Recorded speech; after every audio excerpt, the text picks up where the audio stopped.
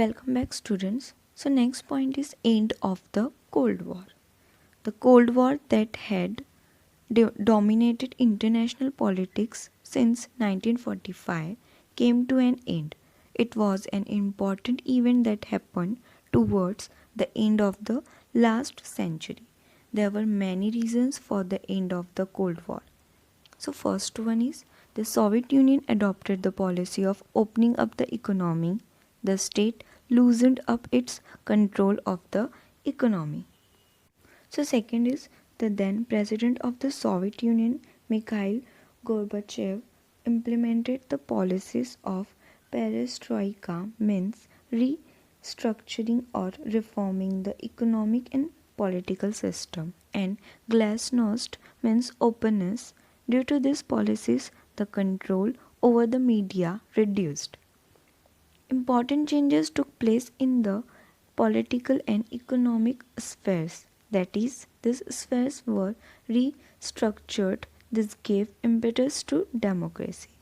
So, third one is as the East European countries, under the influence of the Soviet Union, adopted the capitalist and democratic paths, and the regimes that changed. So, fourth one is the Soviet Union disintegrated and several new nations were created out of it.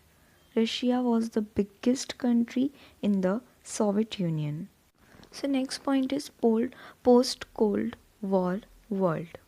The Cold War came to an end with the disintegration of the Soviet Union, which till then had been a superpower. As a result, major changes took place in world politics. For example, America remained the only superpower in world politics. Next is the conducive atmosphere prevailed for the growth in trade and economic relations between and among nations. Capital, labor, market, and information circulated throughout the world. Ideas spread freely as well.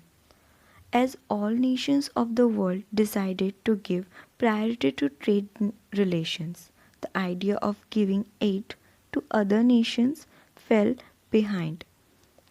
Instead, efforts began to be made to establish economic relations. The, the description of a country which has opposed to another has now changed from enemy nation to rival nation. The responsibility of the United Nations has increased. The United Nations now had to take more concrete steps to maintain global peace and security. Environmental protection, fostering of human rights, gender equality, and management of natural calamities now acquired a global dimension. So, what is globalization? After the end of the Cold War, trade and economic relations between countries became more open. As been mentioned before, capital, labor, markets, and information began circulating globally. The give and take of ideas among people all over the world grew.